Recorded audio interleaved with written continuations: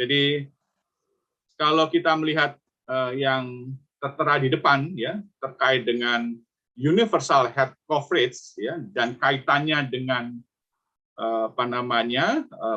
primary healthcare, pelayanan kesehatan dasar yang bermutu, maka sesungguhnya kita diingatkan bahwa universal health coverage atau cakupan kesehatan semesta ya itu tidak hanya berkait dengan seberapa besar populasi yang dijamin pembiayaan kesehatannya. Tidak hanya terkait dengan seberapa banyak jenis layanan yang dijamin ya melalui jaminan kesehatan itu. Atau satu lagi seberapa besar porsi biaya yang ditanggung atau dijamin ya. Jadi bukan hanya who is covered, bukan hanya which services are covered, dan satu lagi bukan hanya what proportion of costs are covered, ya. Tetapi satu lagi jangan dilupakan, universal health coverage juga sangat tergantung pada bagaimana kualitas layanan yang diperoleh oleh masyarakat, oleh penduduk. Ya. What is the quality of the services delivered? Nah, ini menjadi catatan penting buat kita ya yang saat ini sangat concern tentang mutu layanan kesehatan ya, bahwa UHC itu sangat dilandaskan ya atau memiliki pondasi, akan bisa tercapai UHC itu bila memiliki pondasi yang kuat ya, yaitu ketika primary healthcare-nya bermutu. Ini yang diperlihatkan dalam skema atau gambar di depan ini. Kalau Bapak Ibu memperhatikan ada 3 tonggak atau 3 pilar ya yang di bagian atas ya. Maka kalau kita melihat yang sebelah kiri, maka di sana dikatakan bahwa terwujudnya universal health coverage yang dilandaskan pada kualitas primary healthcare yang berkualitas itu diwujudkan melalui integrasi ya pelayanan kesehatan atau upaya kesehatan masyarakat dengan upaya kesehatan perorangan ya. Integrated health services ya prioritizing essential public health function and primary care. Jadi dengan demikian Bapak Ibu sekalian tidak ada cerita lagi di dalam puskesmas kita tidak terjadi integrasi ya antar UKM dan UKP, tetapi juga menurut saya antar pelayanan-pelayanan di dalam UKM ya. Keterintegrasian itu harus sekali lagi ya mutlak harus dilakukan.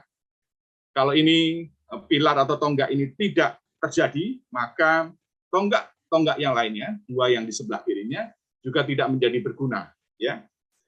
Nah, kalau ini sudah terwujud, maka ini pun tidak menjadi satu-satunya yang mempengaruhi primary healthcare yang berkualitas. Tonggak atau pilar yang lainnya adalah ya, kebijakan, dukungan, dan kegiatan-kegiatan yang dilakukan oleh sektor-sektor lainnya yang terkait. Itu juga menjadi mutlak diperlukan. Dan satu lagi adalah pemberdayaan individu, keluarga, dan masyarakat. Jadi ketiga hal ini tentunya kita harus upayakan ya sekuat tenaga agar peluang terwujudnya universal health coverage yang didasarkan pada pelayanan kesehatan primer yang berkualitas bisa terwujud. Ya. Baik, lalu sesungguhnya bagaimana sih sebetulnya ya pelayanan yang berkualitas itu, maka di sisi sebelah kiri bawah itu disebutkan 7 hal yang tadi Pak Ketua KNKP Dr. Bambang juga seingat saya sudah menyinggungnya terkait dengan 7 dimensi mutu ya, safe, effective, people center, equitable ya, berkeadilan, efisien ya, timely, tepat waktu, dan terintegrasi ya. Di mana pelayanan berkualitas yang dijadikan dengan 7 dimensi mutu ini ya dilengkapi atau ya kedua hal dengan yang disebutkan di sebelah kanan ya yang menjadi ciri atau karakteristik dari pelayanan kesehatan yang memiliki performa tinggi, ya itu dicirikan atau ditandai, ya seperti disebutkan di sana. Ya. Primary healthcare, di mana puskesmas termasuk di dalamnya, adalah merupakan tempat, ya, di mana masyarakat atau peoples, ya, itu kontak pertama, ya, ketika mereka membutuhkan pelayanan kesehatan. Ya. Nah, ini menjadi posisi strategis yang tidak boleh kita abaikan, ya, karena kita menjadi puskesmas menjadi salah satu ujung tombak, ya, terdepan, ya, yang bersentuhan pertama kali, ya, dengan masyarakat. Lalu harus komprehensif, berkoordinasi, lalu people center disebut kembali, berkelanjutan atau berkesinambungan, dan mudah dijangkau. Ya. Nah, Bapak Ibu tadi, salah satu dimensi mutu adalah terkait dengan aman, ya, safe. Maka yang dimaksud dengan safe adalah dimensi mutu ini mendorong setiap pasienkes, ya, termasuk puskesmas, untuk meminimalisasi terjadinya harm, ya, cedera, dan juga kesalahan-kesalahan medis yang bisa dicegah kepada mereka yang menerima pelayanan, ya, baik itu pasien, ya, tetapi juga pengguna layanan di puskesmas yang lainnya, ya. Nah, nanti untuk yang dimensi mutu lain, Bapak Ibu bisa cermati satu persatu. Nah, Bapak Ibu sekalian, namanya tadi Pak Koordinator Dr. Taufik juga sudah menyinggung hal ini, ya. Saya tidak akan mengulang lagi, tetapi saya ingin menekankan bahwa dari 6 indikator nasional mutu, ya, di puskesmas, ya, ini kalau nanti kita lihat kamus indikatornya, maka 4 diantaranya itu dikaitkan dengan dimensi keselamatan, ya. Itu INM nomor 1, nomor 2, nomor 3, dan nomor 4, ya. Nah, khususnya untuk yang nomor 1 dan 2, ya, ini sebetulnya tidak dalam arti yang di atas lebih prioritas, tidak seperti itu, ya. Ini hanya nomor urut, ya. Yang kepatuhan identifikasi pengguna layanan dan kepatuhan kebersihan tangan sesungguhnya, kalau Bapak Ibu mengingat, ini adalah terkait dengan sasaran keselamatan pasien, bukan? Ya. Dari 7 keselamatan pasien yang dari 6 sasaran keselamatan pasien yang ada, 2 diantaranya adalah terkait dengan hal ini. Nah, harapannya dengan pengukuran indikator nasional mutu, ya, yang kita lakukan secara berkala, ya, nantinya kita akan mengetahui posisi kita, ya, masing-masing puskesmas sejauh mana pencapaian indikator nasional mutu kita. Ya. Kalau sudah mencapai target, artinya baik, artinya patuh, ya. Tetapi kalau belum, berarti kan harus ada upaya tambahan agar target bisa tercapai. Di mana itu menunjukkan puskesmas telah memberikan pelayanan bermutu. Ya. Tapi toh ketika misalnya dengan sudah ada upaya seperti ini, masih terjadi insiden keselamatan pasien, maka perihal pelaporan IKP itu menjadi hal yang perlu dilakukan oleh puskesmas dan fasilitas pelayanan kesehatan lainnya tentunya. Nah, inilah yang pada 2 hari ini akan menjadi fokus kita, dan Bapak Ibu akan menjadi bagian, ya, dari upaya bersama secara nasional untuk menciptakan satu sistem, ya, pelaporan dan pembelajaran insiden keselamatan pasien nasional, ya, SP2KPN. Nah, Bapak Ibu sekalian, itu tadi sedikit pengantar agar membuat kita memiliki landasan yang cukup kenapa kita sekarang memberikan perhatian bagaimana menggunakan aplikasi, ya. Kenapa aplikasi ini disiapkan? Bagaimana menggunakannya? Apa yang harus kita perhatikan agar aplikasi ini bermanfaat secara optimal atau juga hal-hal lainnya. Nah, kita sekarang memberikan perhatian untuk petunjuk teknis penggunaannya. Nah, ini disebutkan tujuan umum dan tujuan khususnya. Bapak Ibu nanti bisa mencermati, ya, detail-detailnya. Tapi tentunya sebagaimana disebutkan di bagian akhir, ya,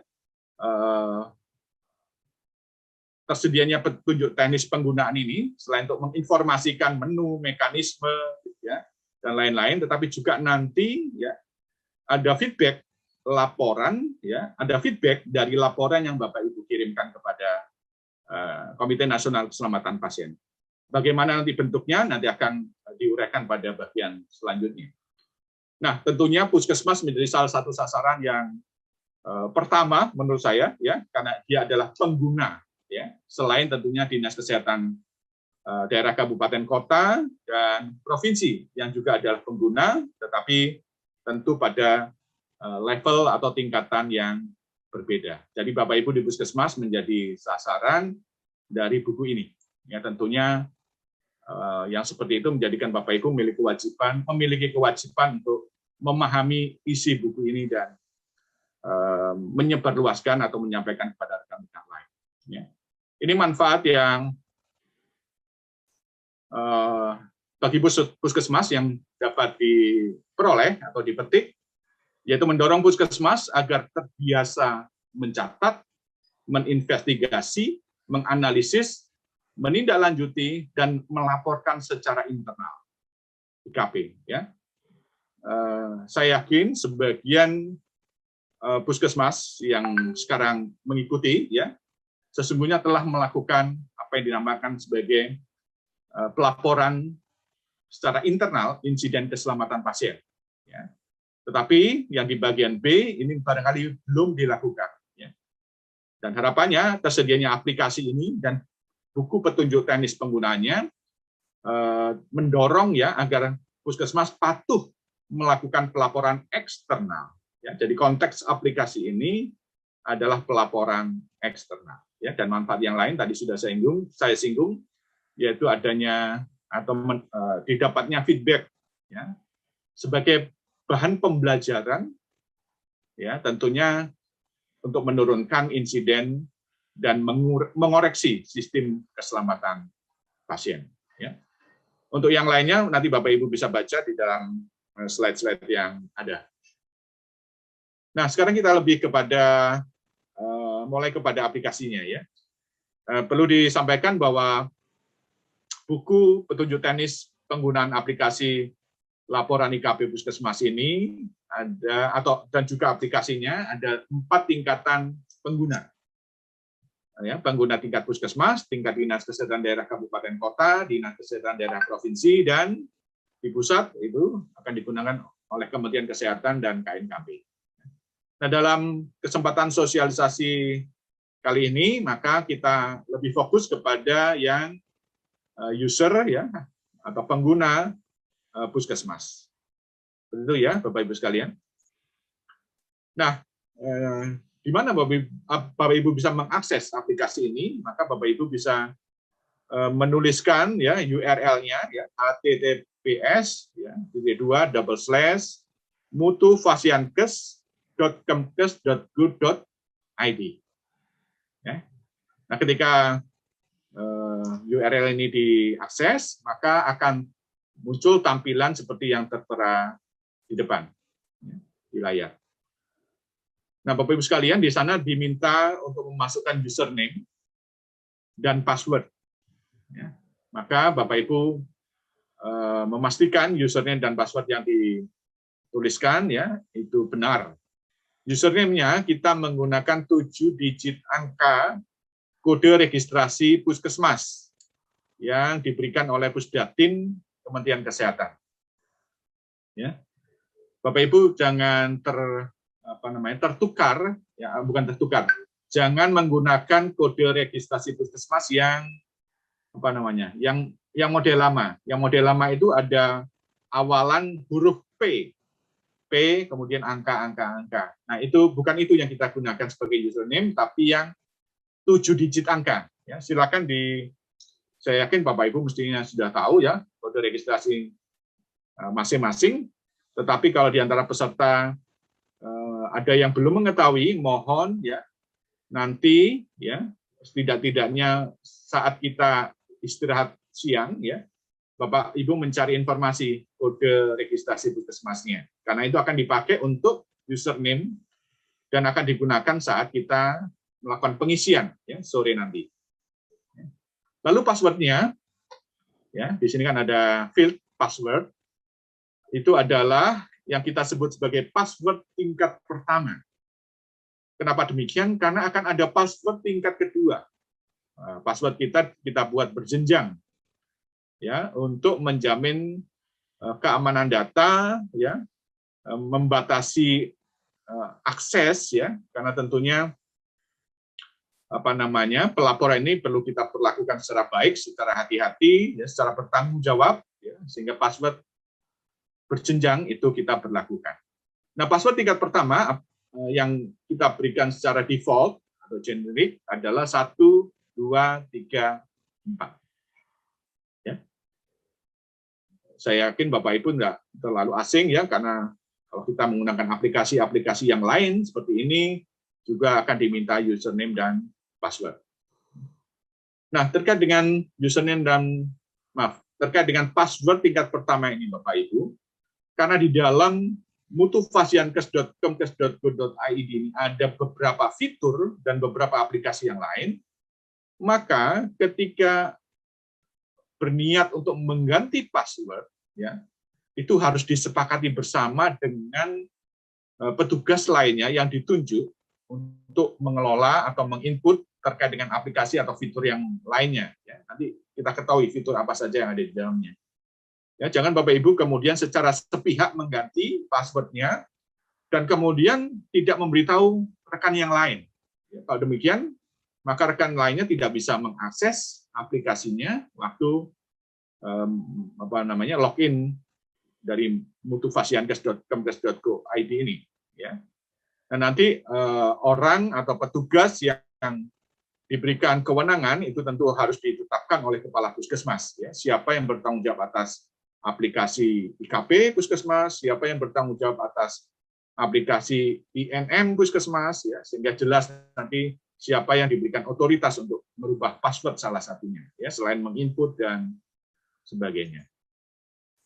Nah, setelah itu klik login, ya, untuk bisa masuk ke bagian selanjutnya. Di sebelah kiri itu ada fitur download juknis, ya.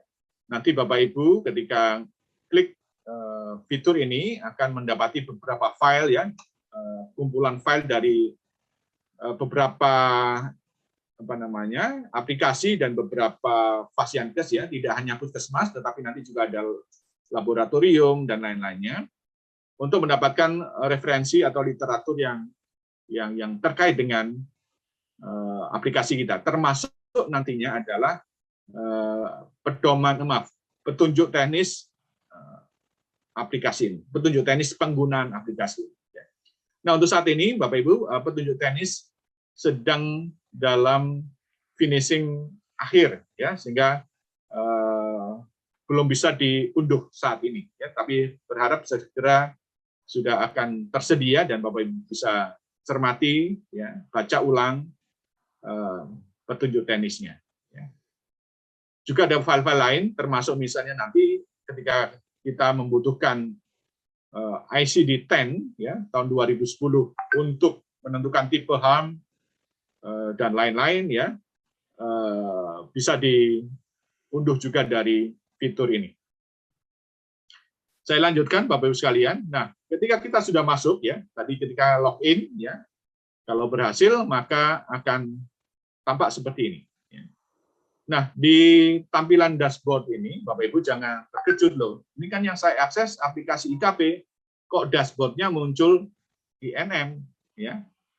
Ya, tadi saya sampaikan bahwa di mutufasiankes.com.go.id ini ada beberapa aplikasi ini, ya, dan fitur, ya, semacam ini, ya, sehingga dashboardnya juga akan ada hadir bersama-sama. Nah, nanti Bapak Ibu di bagian atas ini, ya, ada yang diwarnai hijau, ini nanti tempat di mana feedback IKP yang dari KNKP per triwulan itu bisa diakses. Ya. Nah, saat ini masih kosong karena kan pelaporan belum berjalan dari Bapak Ibu. Ya, nantinya bentuknya dan seperti apa tentu Bapak Ibu harus mengakses sendiri, ya, pada saat feedback itu sudah diberikan. Nah, di halaman dashboard ini, ya, di sudut kanan atas itu tersedia fitur ya untuk mengganti password tingkat pertama. Ya. Yang sebentar kita akan lihat lebih lanjut ya pada slide ini. Ketika diklik yang icon ini, yang tadi ya, yang ini, ketika diklik maka akan muncul satu box yang tampak seperti tertera dalam layar, menunjukkan lambang puskesmas, nama puskesmas, kode registrasi puskesmas. Ini saya pinjam ya dari salah satu puskesmas di Manowari, Provinsi Papua Barat. Nah, di box ini ada fitur ganti password sebelah kiri, ada sign out sebelah kanan. Sign out tentunya kalau Bapak Ibu ingin keluar dari akun puskesmas. Ya. Ganti password ketika diklik maka akan muncul kotak ya atau box seperti yang di bawah. Ya. Nah, Bapak Ibu nanti ketika ingin mengganti password tingkat pertama yang 1, 2, 3, 4 tadi, yang jika ingin mengganti harus disepakati dulu ya. Di field yang ada di kanan bawah ini Bapak Ibu bisa memasukkan password baru. Ya, kemudian klik simpan. Maka untuk dapat mengakses URL mutufasiankes.kemkes.go.id berikutnya, Bapak Ibu harus menggunakan password yang baru. Ya, saya pikir cukup jelas ya bagian ini.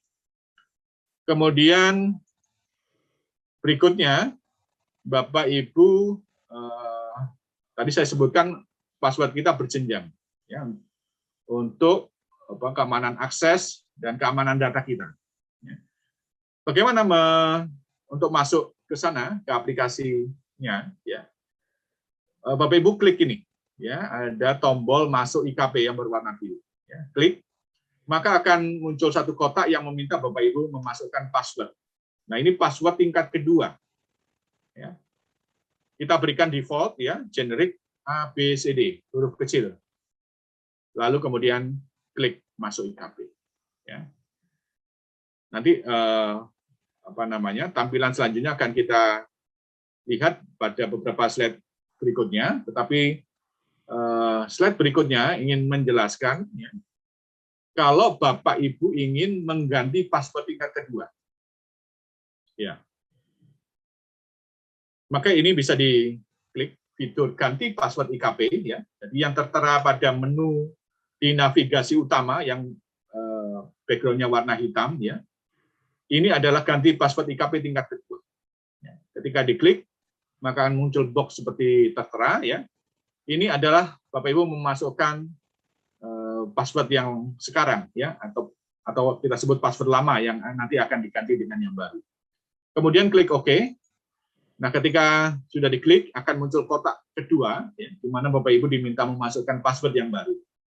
Di field pertama, di field kedua Bapak Ibu mengulang menuliskan password baru ya untuk konfirmasi, jangan sampai password barunya tidak sama ya atau keliru.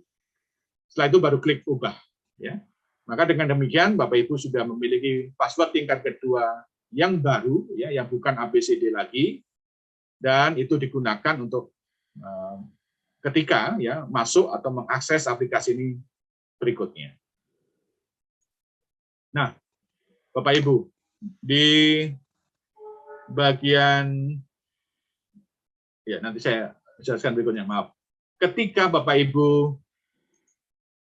ya dalam satu kondisi lupa password tingkat kedua, atau misalnya petugas yang diberikan kewenangan untuk mengelola atau menginput, mengakses aplikasi ini pindah tempat tugas, tidak di puskesmas Bapak Ibu lagi, dan yang bersangkutan lupa meninggalkan password yang digunakan untuk mengakses, dan yang bersangkutan tidak bisa dihubungi lagi, ya, atau ada hal-hal lain, maka Bapak Ibu bisa mengajukan ya, reset password kepada KNKP.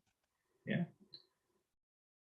Melalui surat resmi dari Kepala Puskesmas, ya, menggunakan format yang kami lampirkan dalam lampiran pertama, buku petunjuk teknis penggunaan aplikasi. Ya, nanti isi saja ya data-data yang diminta, ya, dan kemudian tentu saja ditandatangani oleh Kepala Puskesmas dan distempel. Ya, sebagaimana biasa Bapak Ibu menyampaikan surat ke pihak di luar Puskesmas.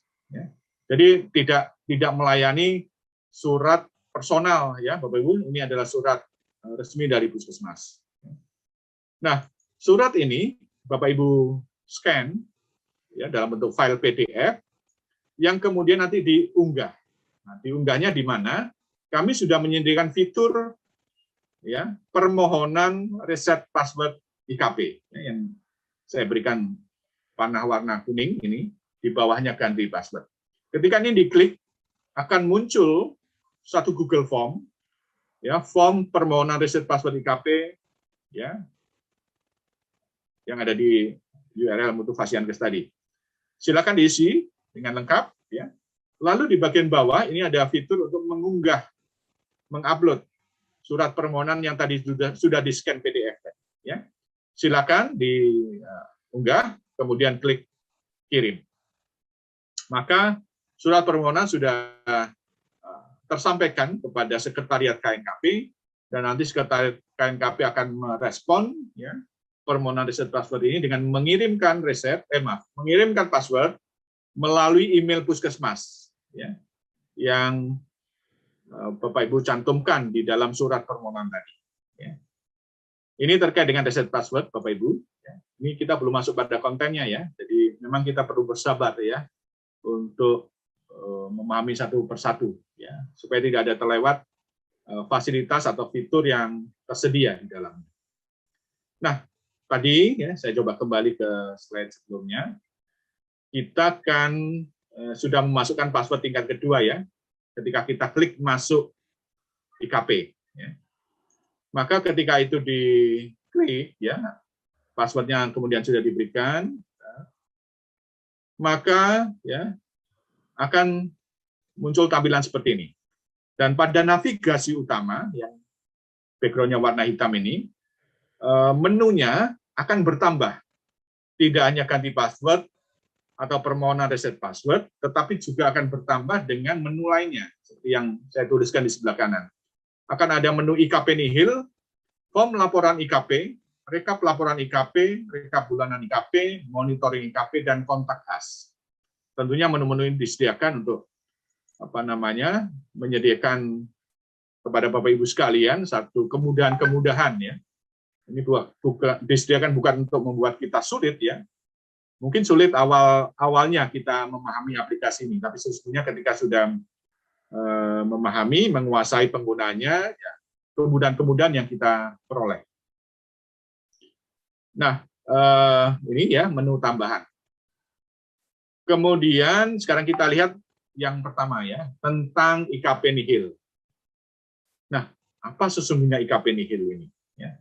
Nah, Bapak Ibu, pengembangan menu-menu itu memang berjalan dengan seiringnya waktu kami mengembangkan aplikasi ini ya. IKP nihil memang tidak sejak awal kita munculkan ya, tapi itu muncul karena ada kebutuhan-kebutuhan ya.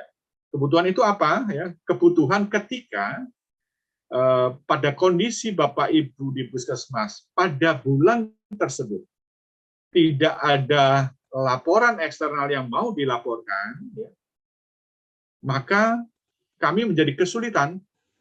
Bapak Ibu ini tidak melapor pada bulan ini, itu karena memang tidak ada insiden, atau tidak ada laporan yang mau dilaporkan, atau lupa, atau lalai yang lainnya. Ya.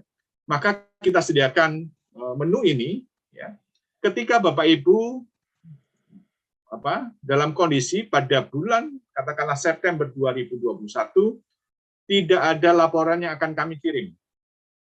Ya. Nah, Bapak Ibu melakukan IKP nihil namanya dengan cara ya memasukkan bulan, ya silakan pilih September tahun 2021, lalu klik simpan. Ya.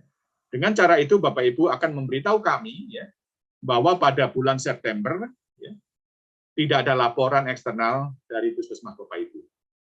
Kapan IKP nihil ini dilakukan? Pada akhir bulan berjalan. Jadi nanti misalnya ya Bapak Ibu, untuk September 2021, 30 September Bapak Ibu melakukan mengklik ya IKP nihil ini. Ya. Nah tentu memang ada kendala-kendala ketika Puskesmas di tempat-tempat tertentu tidak tersedia jaringan internet, ya, sepanjang waktu, sehingga memang ada tempat-tempat tertentu akan kesulitan ya, melakukan pelaporan IKP nihil. Ya, tapi Bapak Ibu yang tersedia jaringan internet, silakan ya.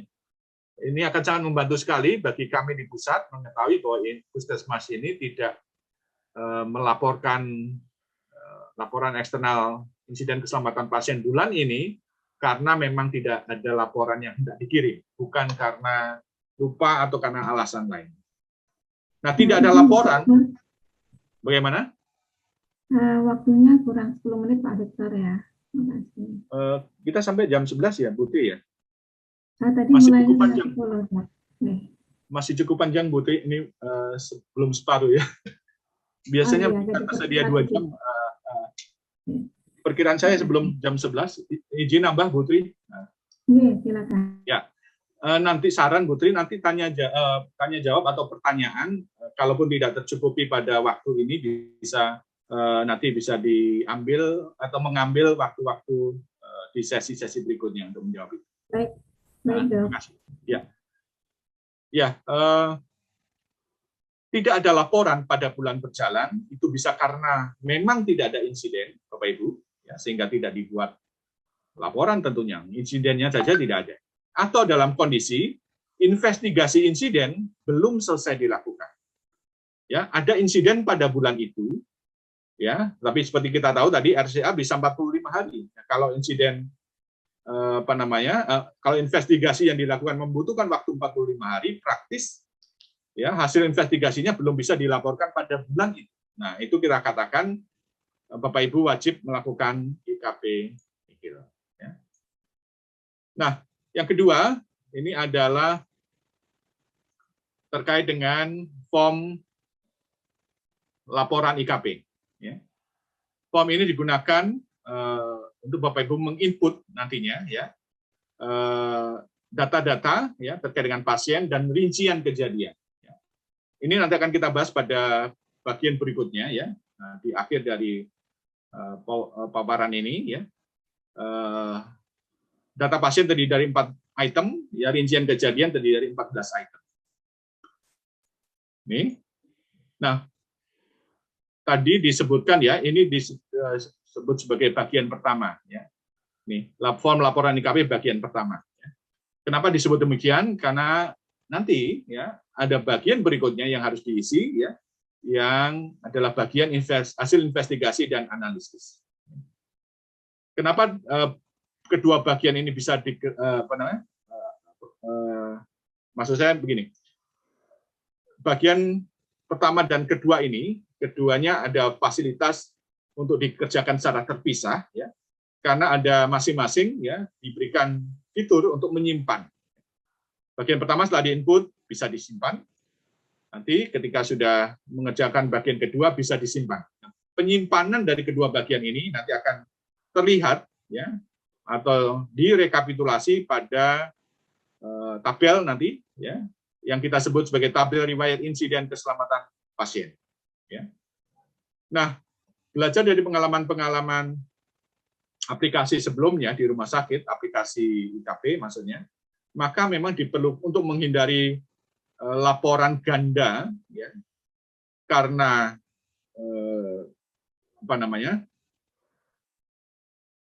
terkirimnya laporan pertama yang tidak lengkap, ya, secara tidak sengaja atau mungkin ada perbaikan sesudahnya, yang waktu itu tidak tersedia fasilitas edit, ya, maka sekarang disediakan fasilitas untuk mengedit laporan yang sudah diinput dan disimpan tadi, ya, baik di bagian pertama maupun di bagian kedua, ya, ada simpan, ada edit, ada simpan, ada edit.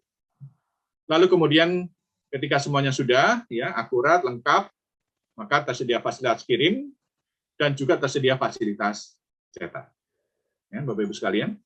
Nah, perlu diingat bahwa fasilitas edit, ya, fasilitas simpan, ya, dan fasilitas kirim ini hanya tersedia untuk jangka waktu kurang dari 30 hari. Lebih dari itu, ya, maka fasilitas-fasilitas ini akan hilang, ya, dan laporan yang sudah diinput dan disimpan akan hilang. Ya. Nah, ini tentunya kami buat ya supaya Bapak Ibu memperhatikan bahwa laporan yang sudah diinput disimpan, ya, mohon segera dikirim ke KNKP. Ya. Mohon segera dilengkapi, ya, kemudian dikirim. Nah, kalau nanti terlampaui, maka Bapak Ibu harus melakukan penginputan ulang, ya, untuk laporan yang terkait. Nah, Bapak Ibu sekalian, yang yang tampak di depan ini adalah yang tadi disebut, ya, riwayat insiden keselamatan pasien. Ya, ini tabel yang merupakan rekapitulasi dari apa yang sudah kita input di bagian pertama form laporan IKP tadi. Ya. Ada kolom-kolom, ya, dan kemudian ada kolom grading. Bapak Ibu, grading akan dilakukan, ya, secara by system oleh aplikasi. Ya, Bapak Ibu nanti tidak perlu harus menentukan gradingnya hijau, biru, merah, atau kuning, ya. Tetapi, ya, Bapak Ibu hanya memasukkan saja, ya, dua variabel yang nanti akan muncul di bagian pertama form laporan IKP, ya, dampak dan probabilitas. Ya. Nanti sistem akan menggrading. Lalu tersedia juga informasi, ya, di dalam kolom sisa waktu kirim.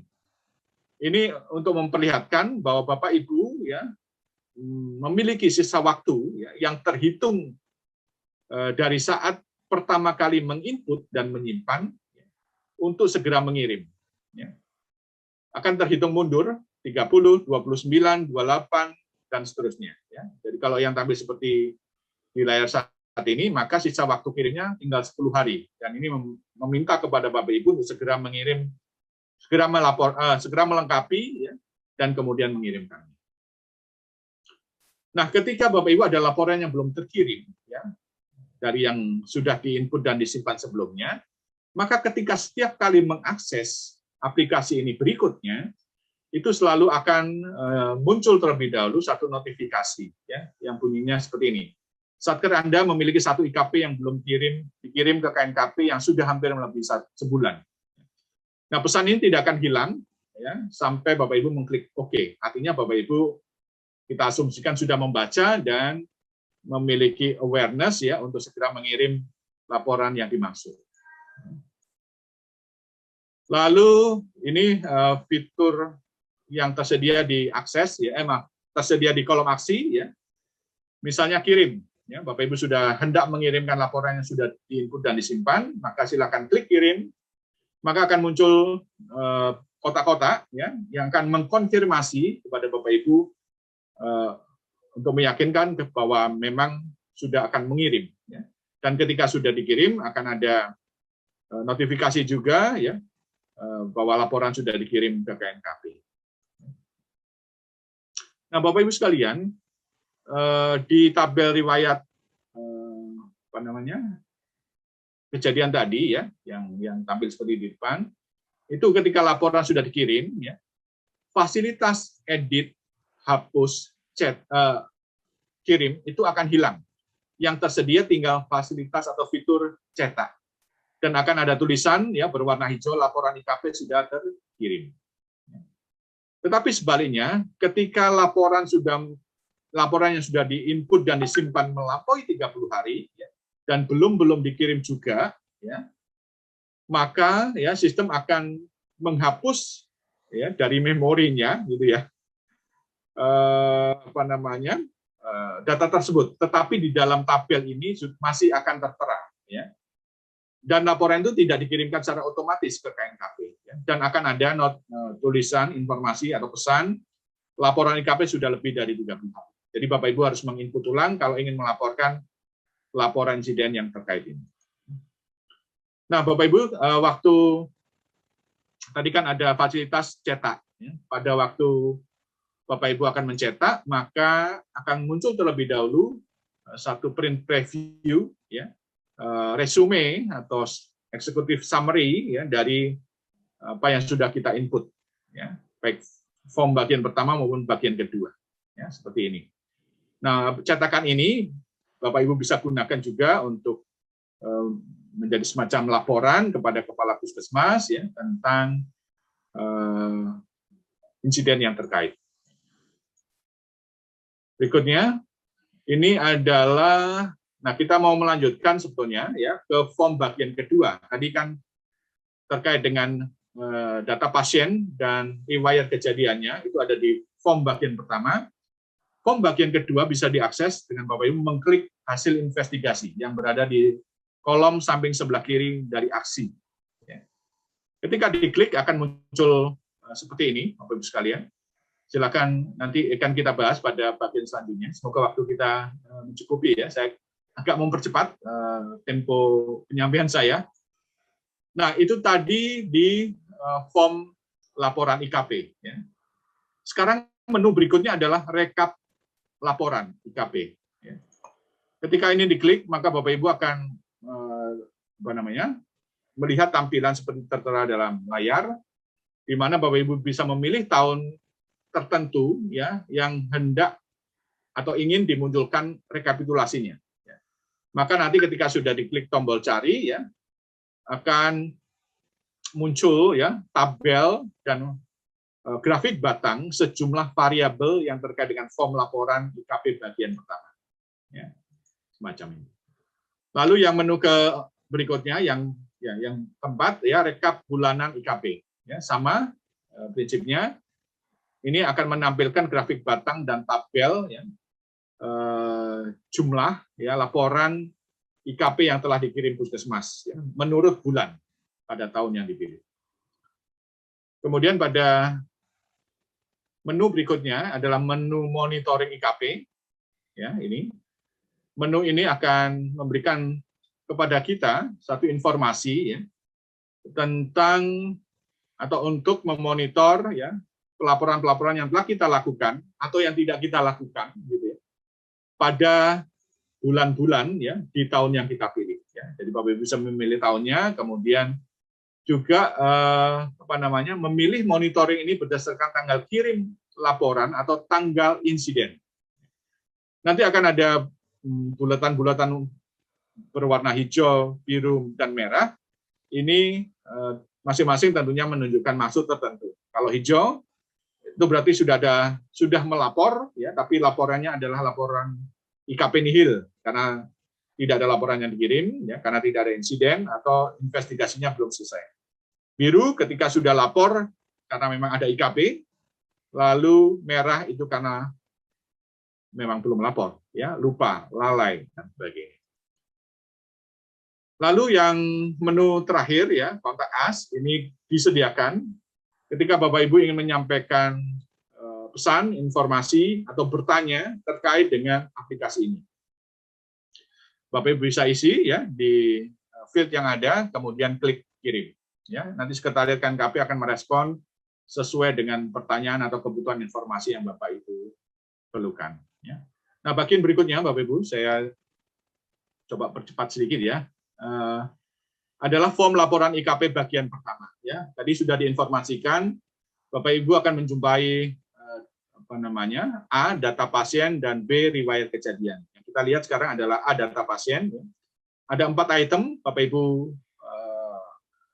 menurut saya tidak akan kesulitan untuk mengisi kelompok umur, ya, penanggung biaya pasien dan jenis kelamin, sesuatu yang biasa kita lakukan untuk jenis-jenis aplikasi lainnya. Ya, ketika dipilih kelompok umur, akan memunculkan menu drop down semacam ini yang ada di kotak. Ya, nah, Bapak Ibu memilih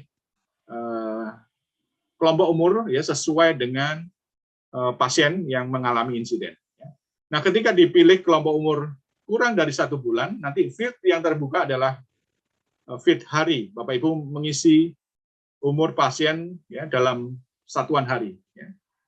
Namun ketika Bapak Ibu memilih kelompok umur lebih dari 1 bulan sampai 1 tahun, maka yang terbuka adalah field bulan. Dan ketika Bapak Ibu memilih kelompok umur lebih dari 1 tahun sampai 65 tahun, field yang terbuka adalah umur dalam satuan tahun. Bapak Ibu mengisi. Ya. Kemudian untuk penanggung jawab, penanggung biaya pasien, ada menu drop down yang bisa dipilih. Nah, Bapak Ibu, yang item 4 ini adalah Bapak Ibu memilih ya tanggal, bulan, tahun, jam, menit di mana pasien terdaftar di loket atau bagian pendaftaran. Ya, ini maksudnya pasien yang mengalami insiden. Ya. Nanti silakan digunakan fasilitas kalender yang akan muncul ketika Bapak Ibu menempatkan kursor di field ini. Bagian B terkait dengan rincian kejadian ada 14 item, Bapak Ibu. Beberapa mungkin cukup jelas sehingga kita sekilas-sekilas saja. Nanti pada bagian yang tertentu yang perlu penjelasan lebih lanjut akan kita tambahkan. Ya. Nah, tanggal dan waktu insiden, ya prinsipnya sama seperti yang tanggal mendapatkan pelayanan, tetapi ini adalah saat pasien mengalami insiden. Ya. Tentunya waktu berbeda dari yang di sini. Ya. Untuk tanggal bisa sama, bisa berbeda, tergantung saat munculnya insiden. Ya. Kalau pasien rawat inap, tentunya akan ada kemungkinan insiden muncul pada hari kedua, hari ketiga, dan selanjutnya. Insiden, Bapak Ibu tuliskan secara ringkas, insiden yang terjadi pada pasien. Field ini akan berupa free text. Ya. Silakan Bapak Ibu mengisi secara ringkas. Ya. Insidennya berupa apa? Ya. Pemberian obat kadaluarsa, ya, pasien jatuh, dan sebagainya. Kemudian di item ketiga itu Bapak Ibu diberikan field free text ya untuk menguraikan peristiwa yang menggambarkan insiden yang terjadi ya secara jelas berdasarkan urutan waktu. Kami mohon untuk Bapak Ibu tidak menuliskannya ya, menggunakan singkatan-singkatan yang mungkin kami tidak mengetahui ini singkatan apa maksudnya ya, dan itu akan sangat mempengaruhi analisa di tingkat pusat. Sayang sekali kalau informasi yang Bapak Ibu berikan tidak dapat kami mengerti maksudnya ya, dan itu tentu akan sekali lagi mempengaruhi analisa yang akan dilakukan di pusat. Jenis insiden yang keempat, Bapak Ibu akan disediakan pilihan menu drop down ya, untuk 4 jenis insiden, ya, Sentinel, KTD, KTC, dan KNC. Yang kelima, insiden terjadi pada pasien yang akan melakukan pelayanan apa, ya? Ini adalah menu drop down. Bapak Ibu memilih pasien tersebut yang registrasi dan mengalami insiden, itu pelayanan yang tujuan utamanya mendatangi puskesmas itu sebenarnya untuk berobat atau mendapatkan pelayanan kesehatan yang mana, ya? Nah itu nanti dipilih. Dampak insiden ini adalah satu variabel yang nanti akan bersama variabel probabilitas ya, menentukan gradingnya. Bapak Ibu memilih tingkat keparahan dampak. Ya, tentunya ini bisa dipilih ketika Bapak Ibu sudah melakukan analisis dan investigasi. Nah, terkait dengan dampak, Bapak Ibu sekalian, untuk mengurangi terjadinya kekeliruan, maka sistem sudah akan mengunci. Ya, ini sebelah kiri adalah insiden-insiden yang ada di aplikasi. Ya, akan menguji ketika Bapak Ibu memilih Sentinel, maka dampak yang akan muncul adalah kematian, cedera berat, irreversible, dan tidak cedera.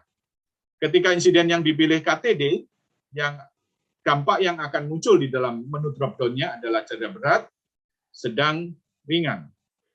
Ya. Lalu 7 ini ada probabilitas kedua yang akan digunakan oleh sistem untuk grading. Ya. Pilih sesuai dengan tingkat frekuensi atau kekerapan terjadinya insiden tersebut di puskesmas. 8 adalah orang pertama yang melaporkan insiden. Nanti ini berupa menu drop-down, silakan dipilih sesuai hasil investigasi. Lalu 9 insiden terjadi pada, ya, ini adalah menu drop-down yang diminta Bapak Ibu mengisi ya sesuai lokasi pelayanan puskesmas yang diterima pasien yang mengalami insiden tersebut. Ini 9, kemudian 10 adalah tempat insiden. Informasi-informasi ini diperlukan karena bisa saja ya antara tadi informasi terkait misalnya ini ya insiden terjadi pada pasien yang akan melakukan apa, kemudian insiden terjadi pada ya atau juga tempat insiden itu bisa berbeda-beda sehingga informasi itu masing-masing diperlukan.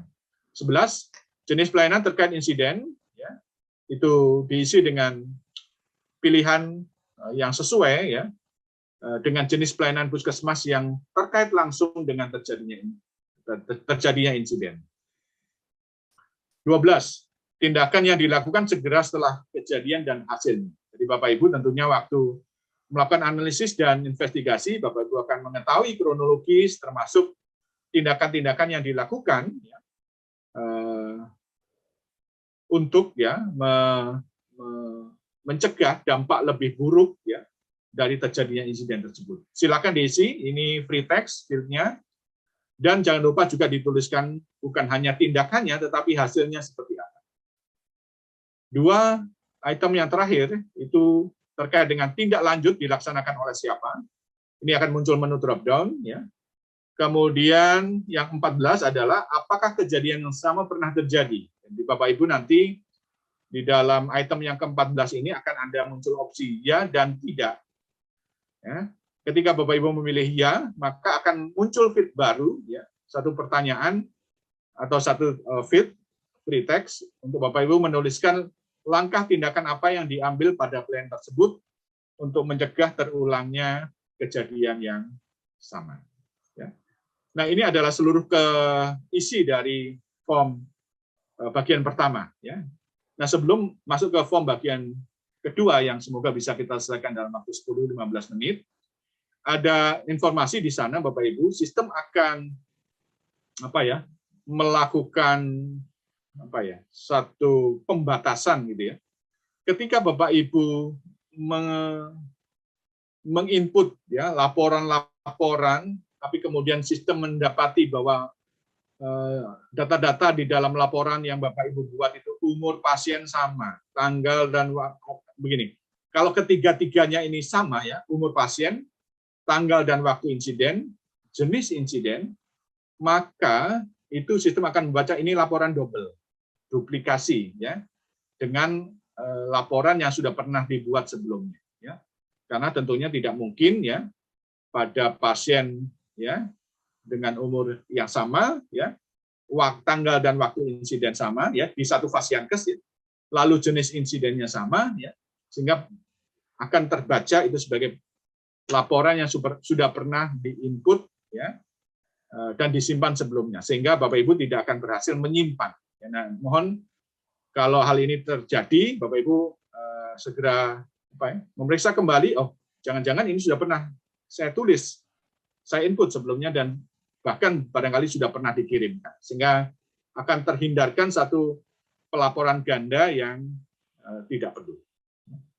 Form laporan IKP bagian kedua. Ini ada 14 item juga. Pertama adalah tipe dan subtipe insiden, Bapak Ibu. Tentu nanti Bapak Ibu memahami bagian-bagian tertentu akan menjadi lebih jelas ketika kita sudah melihat aplikasinya. Yang akan setelah sesi ini akan diperlihatkan ya secara langsung, atau pada waktu kita sudah mengerjakan studi kasus, sehingga kalau saat ini masih membayang-bayang barangkali sebagian dari kita mohon diikuti saja dulu ya. Nah, ini silakan nanti ada menu drop down ya terkait dengan tipe dan subtipe insiden ya.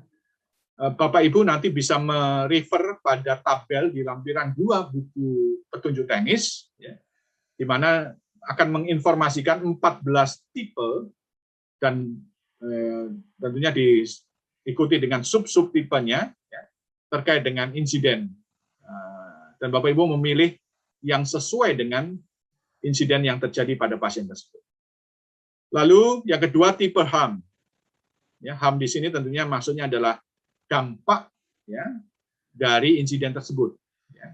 Nah, dampak dari insiden tersebut dapat digolongkan dalam 3 bagian yang disebut sebagai patofisiologi. Ya. Kalau dampaknya berupa timbulnya penyakit atau hal yang lain, atau berupa cedera. Lalu yang ketiga kita sediakan satu feed terbuka ya, free text. Kalau misalnya dampak itu tidak bisa digolongkan dalam kedua-duanya, baik patofisiologi maupun cedera. Ya. Nah, Bapak Ibu terkait dengan tipe HAM ini sekilas nanti akan diinformasikan lebih lanjut oleh Dr. Aryati ya. masing-masing golongan itu akan menyediakan satu pilihan kode ICD-10 2010, di mana patofisiologi, kalau kita memilih patofisiologi, sistem itu akan menyediakan pilihan kode-kode ICD-10 di chapter 1 sampai 18. Sedangkan kalau kita memilih cedera, itu tersedia kode-kode ICD-10 chapter 19. Bapak Ibu nanti bisa merefer pada file PDF yang ada di fitur download Juknis, atau kalau Bapak Ibu sudah mengakses Google Drive, tentu juga bisa mendapatkannya di sana. Nah, setelah kita menentukan tipe HAM-nya, Bapak Ibu juga perlu menentukan kausa dari masing-masing tipe HAM ini, atau salah satunya itu apa, dan diminta juga menentukan kode ICD-nya. Nah, daftar atau list yang tersedia di aplikasi kita sudah batasi kalau di dalam kausa ini yang tersedia adalah kode ICD-10 di chapter 20. Nah, selanjutnya Bapak Ibu, yang ketiga ini berkaitan dengan masalah, problem. Akan ada dua bagian di sini, ada asuhan pelayanan dan ada masalah pelayanan. Nah, untuk yang 3A ini diisi nanti tentunya ini akan diperoleh kejelasan tentang masalah-masalah ini setelah Bapak Ibu melakukan mengerjakan studi kasus, dan akan diajarkan bagaimana langkah demi langkah melakukan investigasi tersebut. Jadi kalau kita sebut sebagai asuhan pelayanan, ini lebih ke arah masalah yang terkait dengan asuhan kepada pasien. Sedangkan yang 3B, Service Delivery Problem, yang pertama tadi disebut sebagai CMP, Care Management Problem. Yang kedua SDP, Service Delivery Problem. Nah, yang SDP ini lebih terkait dengan kondisi fasilitas atau sarana prasarana. Jadi nanti perlu dibedakan masalahnya ini digolongkan yang mana. Nah, ketika salah satu masalah ini tidak ada, maka jangan dikosongkan. Tulis tidak ada, sehingga kami mengetahui bahwa Bapak Ibu memang telah melakukan investigasi dan memang tidak menemukan ada masalah misalnya di bagian service delivery problem. Dan kami tidak menganggapnya Bapak Ibu lupa mengisi. 4A, ini adalah 4A dan 4B, ini yang terkait dengan penyebab. Ada penyebab langsung, insiden, nanti 4B, akar masalah insiden atau root cause. Yang 4A, ini adalah penyebab langsung, penyebab pertama dari munculnya masalah tersebut, yang menimbulkan insiden, yang biasanya itu terkait dengan staff, terkait dengan alat, terkait dengan lingkungan, dan yang lain-lain. Sedangkan root cause, ini akar masalah, menjadi seperti namanya akar, menjadi penyebab yang paling mendasar, paling ujung, paling akhir dari timbulnya masalah tadi. Bapak Ibu tentu sudah familiar dengan hal-hal semacam ini, yang umumnya bersifat atau terkait dengan sistem dalam manajemen, terkait dengan faktor eksternal. Nah, ini nanti masuk di dalam akar masalah. Namun tentu perlu diingat bahwa baik 4B dan 4A itu adalah dalam satu keterkaitan, melakukan analisis. Walaupun barangkali akar masalah seringkali tidak terlihat berhubungan langsung dengan masalah. Nah, nanti ini Bapak Ibu bisa cermati ketika sudah mengerjakan studi kasus. Yang kelima, orang yang terlibat sebagai penyebab langsung insiden. Nanti silakan pilih menurut drop-down yang ada. Demikian juga untuk proses fase pelayanan yang saat terjadi insiden. Nah, terkait dengan 7, faktor-faktor kontributor, Bapak Ibu nanti memilih faktor-faktor apa saja yang berkaitan dengan insiden tersebut, dan bisa merefer tabel pada lampiran 3 buku Juknis. Nanti pada studi kasus juga akan digunakan pada waktu kita mengerjakan di lembar-lembar kerja studi kasus yang ada. 8, ini adalah faktor mitigasi. Bapak Ibu nanti memilih melalui pilihan yang tersedia, ya, bisa memilih lebih dari satu pilihan sesuai dengan mitigasi yang dilakukan saat terjadi insiden. Mitigasi di sini dimaksudkan baik untuk pasien, untuk petugas, untuk Fasiankes, maupun untuk faktor penyebab terkait. Jadi beberapa contoh di dalam pilihan yang muncul, misalnya faktor mitigasinya berupa langsung ditangani, pasien dirujuk, pemberian penjelasan kepada pasien dan keluarga, ya, seperti itu. 9 adalah cara mendeteksi insiden. Ini nanti ada menu drop-down yang bisa dipilih, yang menunjukkan cara, ya, diketahuinya atau diperolehnya informasi tentang insiden tersebut. 10, ya, dampak pada Fasiankes, nanti Bapak Ibu juga memilih pada menu drop-down yang ada, ya, sesuai dengan dampak yang ditimbulkan yang terkait dengan puskesmas kita, ya, terkait dengan insiden yang dimaksud. 11 dan 12, ya, ini sebetulnya saling terkait, ya, berupa field free text. Jadi Bapak Ibu bisa menuliskan sejumlah karakter, ya, terkait dengan rekomendasi atau usulan langkah-langkah atau tindak lanjut yang harus dikerjakan, ya, oleh puskesmas tentunya untuk perbaikan sistem. Ya. Sedangkan yang di 12 ini lebih berupa tindakan, ya, atau kegiatan yang dilakukan puskesmas, ya, untuk mencegah terulangnya insiden tersebut. Ya. Sebagai contoh, misalnya kalau rekomendasi bisa dibunyikan peningkatan kapasitas staf klinis tentang patient safety. Tapi kalau tindakan barangkali bisa lebih konkret, ya, kepada kegiatan pelatihan untuk staf klinis tentang patient safety. Nah, 2 item yang terakhir adalah tindakan perbaikan, Bapak Ibu, ya, dan tindakan untuk mengurangi risiko. Ya. Keduanya berupa menu drop down, ya, masing-masing diperuntukkan, ya, yang 13 itu untuk tindakan korektif, ya, yang dilakukan terhadap dampak insiden yang timbul. Jadi misalnya nanti ada pilihan penata laksanaan cedera, pengelolaan media atau hubungan masyarakat, atau misalnya penata laksanaan keluhan atau komplain. Nanti pilihan-pilihan lainnya baik kepada pasien maupun kepada Fasiankes, ya, tindakan perbaikannya. Lalu yang terakhir, ya, tindakan untuk mengurangi risiko tadi, Bapak Ibu juga bisa pilih, ya, menu yang ada disediakan terkait dengan tindakan untuk mengurangi risiko setelah tindak lanjut insiden. Ya. Nanti akan ada 4 aspek di sana untuk pasien, untuk petugas, untuk Fasiankes, dan faktor yang mempengaruhi. Jadi misalnya nanti ada beberapa pilihan, ya, pengaturan beban kerja, meningkatkan budaya keselamatan pasien, ketersediaan sarana prasarana, audit internal, ataupun nanti pilihan-pilihan lainnya sesuai dengan aspek-aspek yang dimaksud. Terakhir, Bapak Ibu sekalian, setelah kita mengetahui, ya, walaupun ini masih awal, ya, dan nanti pada sesi-sesi selanjutnya dan besok, Bapak Ibu akan semakin memahami dan mahir menggunakan aplikasi, tetapi juga melakukan investigasi, ya. Maka ketika kita melakukannya, ya, pelaporan IKP ini, ya, Bapak Ibu, ya, bersama dengan Fasiankes lainnya, karena bukan hanya puskesmas, rumah sakit, laboratorium, dan unit transfusi darah, ya, serta nanti dikembangkan juga untuk Fasiankes lainnya, itu akan turut berkontribusi, ya, atas terselenggaranya yang tadi sudah disebutkan, sistem pelaporan dan pembelajaran keselamatan pasien masuk, SP2KPM. Ya.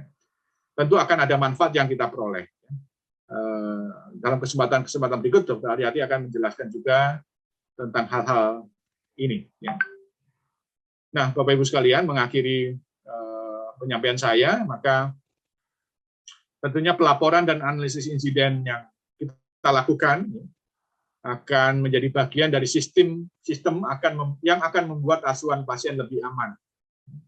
Dan sekaligus dari situ akan ada proses pembelajaran yang Tidak perlu kita mengalami insiden sendiri baru kita belajar, tetapi kita dapat belajar dari insiden yang terjadi di tempat lain, di fasiankes yang lain, dan kita dapat memetik pembelajaran dari situ, ya, berdasarkan sistem yang sekarang kita kembangkan.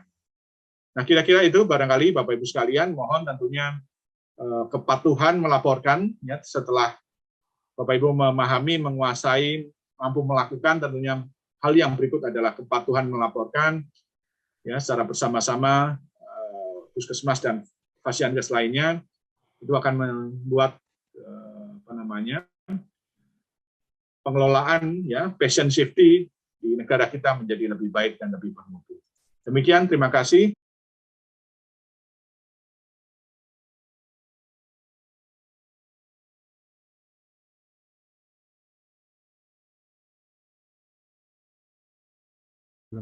Assalamualaikum warahmatullahi wabarakatuh. Selamat siang, teman-teman puskesmas sekalian.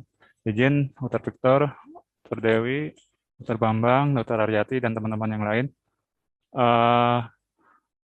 Saya di sini mewakili PIANKes ya untuk mendemokan aplikasi insiden keselamatan pasien pada Satker Puskesmas.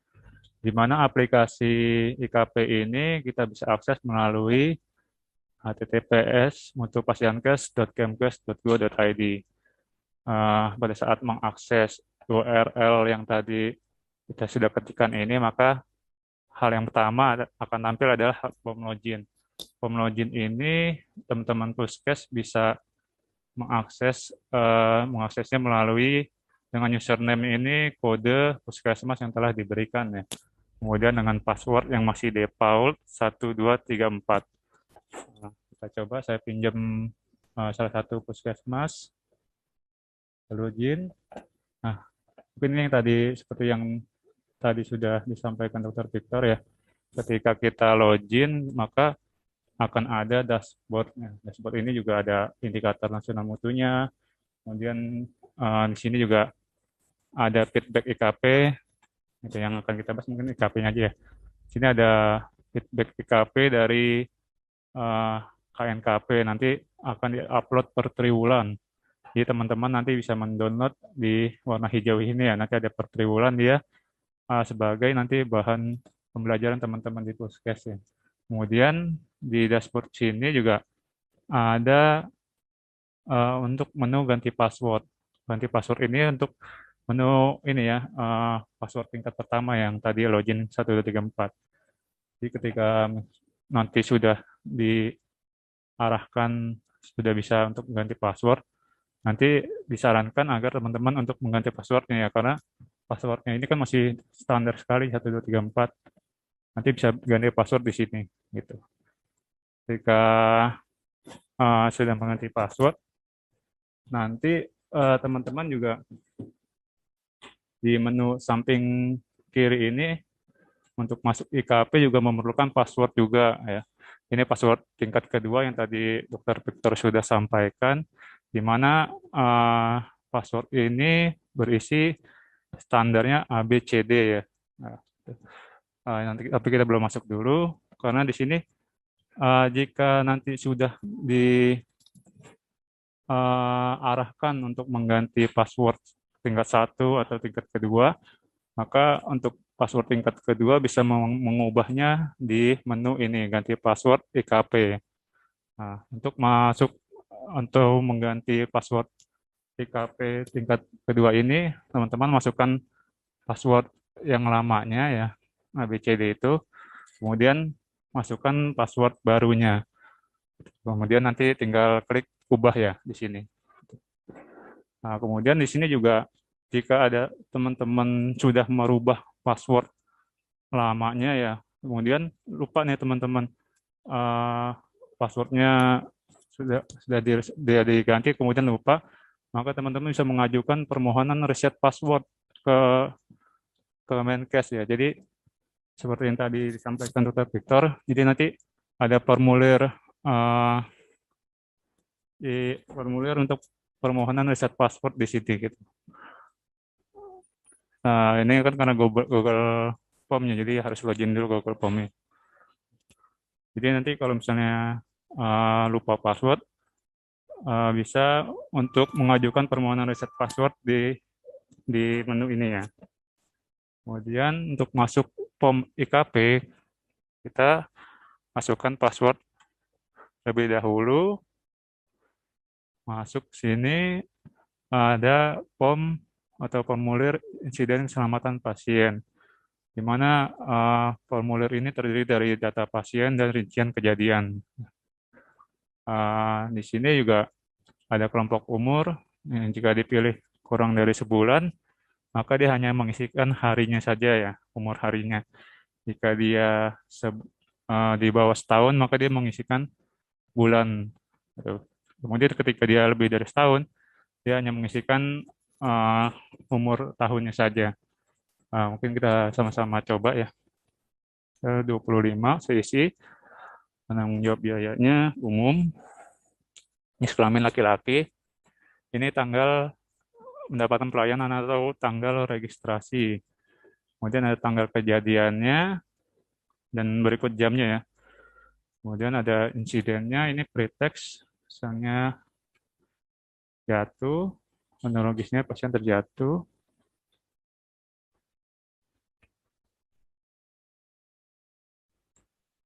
Dan sini ada jenis insiden, misalnya KTD, kita pilih insidennya pesan umum. Nah, untuk dampak insiden ini didapatkan dari jenis insiden, jadi tergantung jenis insidennya. Ketika kita pilih sentinel, maka dampaknya adanya kematian, cedera berat, tidak ada cedera. Jadi ini saling terkait ya. Kita pilih KTD saja untuk cedera berat. Probabilitasnya misalnya jarang ya. Orang utama yang melaporkan, misalnya pasien, insiden terjadi pada dalam gedung. Tempat insidennya, ruang pemeriksaan umum, kita pilih. Kemudian jenis pelayanan terkaitnya, pemeriksaan umum. Tindakan yang dilakukan, misalnya membawa IGD. Selanjutnya oleh dokter, apakah kejadian insiden yang sama pernah terjadi? Jika ya, maka langkahnya harus diisikan ya. Kemudian kita pilih tidak dulu di sini. Ketika sudah terisi semua, dipastikan semua kolom sudah terisi, kita bisa simpan, mengklik tombol simpan. Nah, kemudian ketika sudah tersimpan, maka data itu akan ada di riwayat ya. Di sini ada riwayatnya tadi, 25 tahun umurnya, jenis insidennya KTD ya, insiden jatuh. Di sini ada grading ya, mana grading ini otomatis sudah diformulasikan di aplikasi ketika teman-teman memilih dampak insiden dan probabilitasnya. Maka di sini kan ada kuning, hijau ya, sini sudah otomatis. Kemudian di sini juga ada informasi sisa waktu kirim. Jadi sisa waktu kirim ini 30 hari setelah teman-teman menginputkan insiden, maka teman-teman harus mengisikan hasil investigasinya, kemudian diklik kirim ya. Di sini ada tombol kirim. Jika tombol kirim ini ditekan atau dipencet, maka otomatis laporan yang teman-teman isikan akan terkirim ke KNKP atau Pemkes juga. Gitu. Kemudian di sini klik kirim ini juga harus mengisikan hasil investigasinya terlebih dahulu. Ketika teman-teman main asal kirim aja, maka di sini sistem akan secara otomatis melihat dulu dia ada investigasi sudah terisikan atau belum gitu. Karena ini belum diisikan, maka kesannya ini gagal terkirim ya. Di sini juga ada menu cetak. Ini cetak insidennya dan investigasi belum diisikan ya. Ini sampai grading sudah cetak. Kemudian di sini juga ada menu edit gitu. Jika ada isian yang salah atau mau diperbaiki, maka teman-teman bisa mengklik tombol edit sini. Tinggal diubah saja, kemudian tinggal klik simpan lagi. Maka otomatis data sudah teredit. Kemudian di sini juga ada tombol hapus untuk menghapus insiden yang sudah diisikan. Mungkin kita langsung masuk ke investigasi. Ketika teman-teman sudah memiliki hasil investigasi akan insiden yang sudah diinputkan, maka bisa mengklik hasil investigasi di sini. Maka ini form investigasi yang tadi juga sudah dijelaskan oleh Dr. Victor ya. Ini ada tipe insiden, misalnya administrasi, kemudian ada sub tipe insidennya, proses. Kita pilih aja ya. Ya, tipe HAM-nya cedera. Jadi ini tadi disampaikan, ini ada cedera yang diinputkan dengan memakai kode ICD-10. Kita coba di sini ada pausa cederanya juga. Nah, kemudian di sini juga ada sebutkan activity-nya gitu. So, while resting kita pilih. Kemudian masalah diinputkan pretext, saya tes aja ya. SDP diinputkan pretext, penyebab langsung juga pretext. Kalau masalahnya juga pretext. Kemudian orang yang terlibat sebagai penyebab langsung insiden, misalnya pasien pengunjung tenaga kesehatan, misalnya dokter. Nah, untuk pilihan seperti ini, jadi teman-teman bisa memilih multiple ya. Dan ada perawat di sini, prosesnya di dalam gedung, lewat jalan misalnya.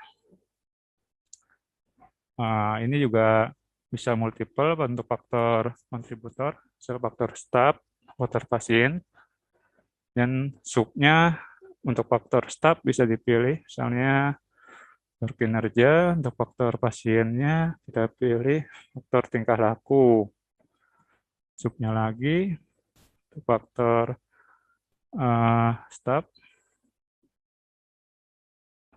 kita pilih ini, kemudian pasien tingkah laku terpercaya diri. Nah, kemudian ini sampai ada 4 ya untuk sub-subnya, bisa dipilih multiple semua. Dan ada faktor mitigasi untuk pasiennya, bisa dipilih multiple juga. Kemudian untuk pasien, untuk petugas dalam supervisi, ini bisa multiple juga ya. Untuk pasien kes, kita klik lain-lain. Ketika dipilih klik lain-lain, maka kita ketikkan sebutkan lain-lainnya. Lalu kita tes faktor penyebab terkait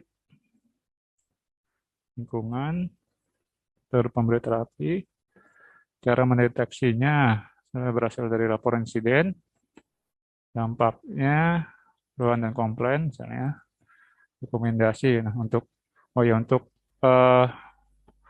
isian atau form yang seperti ini berarti ini bisa diisikan bebas ya.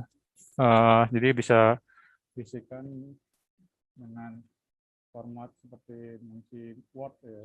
Jadi bisa banyak, bisa ada enter atau spasi gitu. Izin Mas Awi, suaranya agak kecil. Ya dok, apa sudah dengar dok? Sudah. Lanjut. Ya, kemudian ini juga bisa bebas ya pengisiannya. Ada enter atau spasi, karakter-karakter spesial. Dan sini ada tindakan perbaikan, kita pilih atau laksanaan penyakit, misalnya. Ini juga bisa multiple, pilih. Dan tugasnya juga kita pilih, bisa multiple. Pasien kesnya pilih multiple juga. Nah, ketika semua sudah dipastikan terisi ya, maka teman-teman di sini bisa mengklik tombol simpan. Ketika klik tombol simpan, maka akan kembali ke menu formulir EKP di depan. Kita bisa cek ya untuk pengisian investigasi tadi. Nah, ini investigasi sudah terisi ya. Kalau dilihat dari sini berarti sudah tersimpan ya. Cetaknya sudah ada. Kemudian jika investigasi sudah dikirim dan laporan itu sudah fix, tidak ada perubahan, maka teman-teman bisa mengklik tombol kirim agar laporan ini bisa terkirim ke KNKP.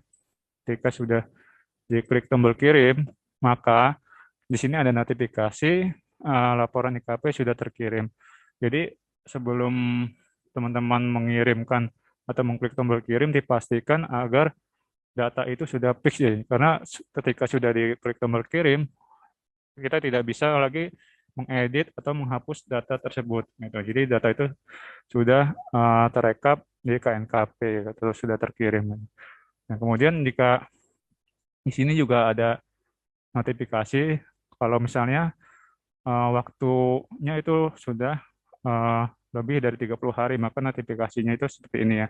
Laporan IKP sudah lebih dari 30 hari dan itu tidak ada lagi tombol kirimnya. Kalau misalnya laporannya sudah lebih dari 30 hari. Kemudian jika teman-teman Puskes memang tidak ada laporan pada bulan dan tahun tersebut, maka teman-teman bisa memilih menu IKP nihil di sini ya. Jadi di sini itu dipilih bulannya, kemudian tahun, gitu. Kemudian klik simpan. Nah, form IKP nihil ini berfungsi untuk laporan teman-teman Puskes kalau memang tidak ada insiden pada bulan tersebut gitu ya. Jadi kami bisa mengetahui kalau benar-benar tidak ada gitu ya, bukannya tidak mengisikan gitu ya.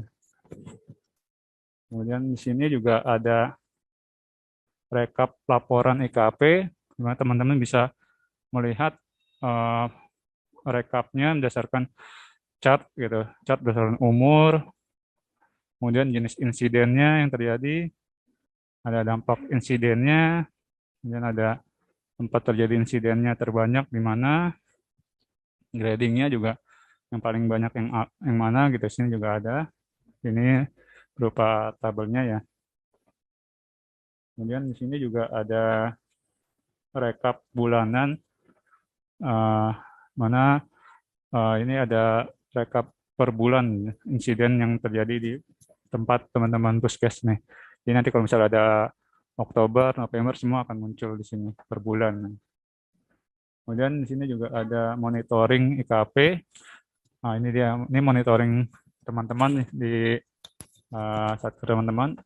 Sini ada merah berarti tidak ada terkirim ya, tidak ada laporan. Kemudian ada hijau menandakan ini teman-teman mengirim dengan IKP nihil yang tadi dikirim tadi bulan Maret, bulan Mei, ini tadi IKP nihilnya. Kemudian di sini ada biru ini berarti ada laporan IKP-nya ya, yang sudah dikirimkan ke KNKP gitu.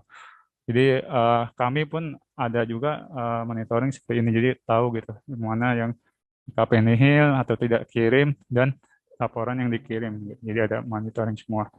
Kemudian di sini jika teman-teman ada kesulitan mengenai aplikasi atau sejenisnya, maka teman-teman bisa mengklik tombol kontak us ya. Di sini ada nomor yang bisa dihubungi Mbak Jahra dan Mas Sauki jika ada kesulitan. Kemudian juga bisa juga di sini gitu. Misalnya ada kesulitan dalam aplikasi misalnya, nanti tinggal dikirimkan saja gitu. Jadi nanti sini ada timeline-nya ya.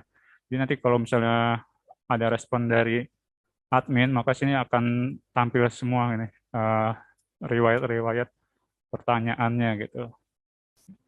Jadi mungkin untuk IKP itu saja ya dari saya yang bisa saya sampaikan. Mungkin kalau ada pertanyaan atau kesulitan dalam aplikasi bisa kita bahas di sini, kita tanyakan saja langsung ke saya gitu. Terima kasih sebelumnya. Assalamualaikum warahmatullahi wabarakatuh.